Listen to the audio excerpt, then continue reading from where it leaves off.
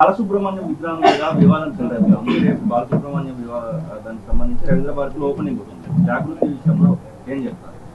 అంటే ఒక్కటండి, తెలంగాణ ఉద్యమంలో కలిసి రానటువంటి వారిని అనేక మందిని కూడా తెలంగాణ ప్రజలు వ్యతిరేకిస్తూ వచ్చినారు. బాలసుబ్రహ్మణ్యం గారి మీద ప్రత్యేకించి ఒక రూమర్ ఉన్నది, అది నిజమో కాదో మాకు తెలియదు. ఒక రూమర్ ఏంది అంటే, జయ జయ హే తెలంగాణ పాట పాడమంటే ఆయన పాడలేదు కాబట్టి మరి ఆయన విగ్రహం పెట్టొద్దు అని తెలంగాణ వాదులందరూ కూడా అంటున్నటువంటి సందర్భం. డెఫినెట్గా ఏదేమైనా నేను తెలంగాణ వాదుల పక్షానే ఉంటాను కాబట్టి బాలసుబ్రహ్మణ్యం గారు విగ్రహం పెట్టడానికి ఇంకేదైనా మంచి ప్లేస్ చూసుకొని తెలంగాణ కళాకారులకు సంబంధించినటువంటి విగ్రహాన్ని ఏదైనా రవీంద్ర భారతిలో పెడితే బాగుంటుంది. ఎందుకంటే రవీంద్ర భారతిలో అంతకుముందు తెలంగాణ కళాకారులకు చోటు లేదని ఆవేదన ఉండే.